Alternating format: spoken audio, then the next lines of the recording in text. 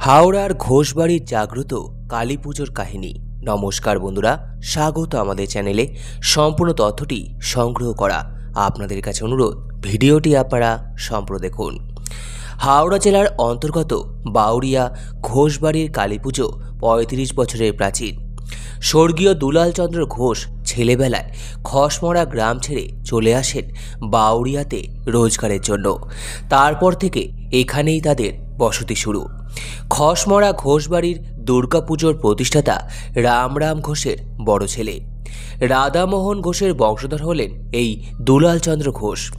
দুলাল চন্দ্র ঘোষ এখানে একজন ডাক্তার হিসাবে সুপ্রতিষ্ঠিত হন। তারপর এখানেই তার পরিবার বৃদ্ধি হয়।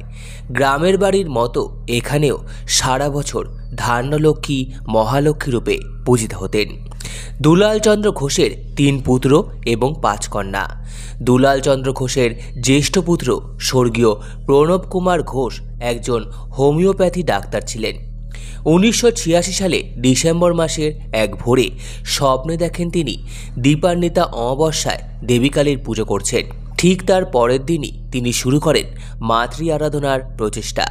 বাড়িতে কালী মূর্তি প্রতিষ্ঠা করা নিয়ে অনেক আপত্তি হলে নিজের গুরুর সাথে কথা বলার পর সমাধান হলো যে বাড়িতে পুজো না করে অন্য কোথাও পুজো অবশ্যই করা যেতে পারে।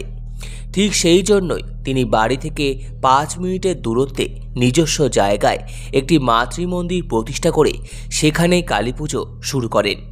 ১৯৮৭ সালের ফলারিনী কালী পুজোর দিন মন্দির প্রতিষ্ঠা হয়। তারপর থেকে দীপান্বিতা অমাবস্যায় দেবীকালীর পুজো শুরু হয়। তবে কিছু বছর পর গ্রহরাজ শনিদেবের পুজো শুরু হয়। তবে তা কেন করেছেন তা কেউ জানাননি। দেবীর সাথে গ্রহরাজও নিত্য সেবা গ্রহণ করেন। পুজো কোনো পুরোহিত করেন না, তিনি নিজেই পুজো করতেন। উনি ছিলেন একজন কৌলতন্ত্র সাধক।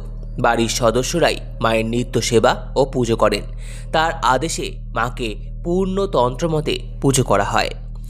আগে মায়ের পুজো শুরুর আগে গাছ বোম ফাটানো হতো। বর্তমানে ফানুস উড়িয়ে পুজোর সূচনা করা হয়। মাকে অন্নভোগ দেওয়া হতো যতদিন প্রণববাবু নিজে পুজো করতেন। উনি মারা যাওয়ার পর তা বন্ধ হয়ে যায়। ২০১৯ সাল থেকে আবারও মায়ের অন্নভোগ হয় গুরুর আদেশে। শোল মাছ দিতেই হয় ভোগে।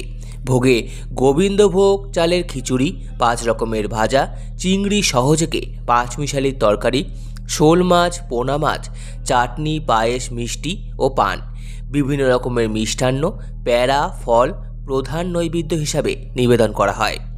এই অমাবস্যায় মায়ের চালের নৈবেদ্য হয় না, হয় ৭৫০ গ্রাম চিনির।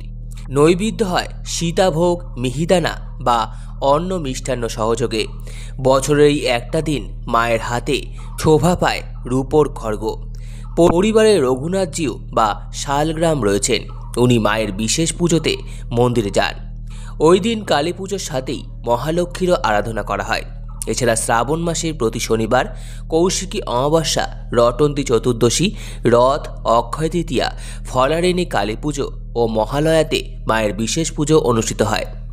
এখনও রীতি মেনে কালী পুজোর অমাবস্যায় যেদিন দিনের বেলায় পাওয়া যায় সেদিন সকালে চণ্ডীপাঠ করা হয়। আগে কালী পুজোর পরের দিন হতো নরনারায়ণ সেবা, সেসব এখন অতীত। তবে মায়ের সেবায় নিয়ম, নিষ্ঠা, আচার অনুষ্ঠান কোনো কিছুতেই বাদ দেননি পরিবারের সদস্যরা। এভাবেই পরিবারের সদস্যদের কাছে মা সেবা গ্রহণ করছেন। সম্পূর্ণ ভিডিওটি দেখার জন্য আপনাদের সকলকে অসংখ্য ধন্যবাদ। ভিডিওটি ভালো লেগে থাকলে লাইক, কমেন্ট, শেয়ার এবং চ্যানেলটিকে অবশ্যই সাবস্ক্রাইব করুন। ধন্যবাদ।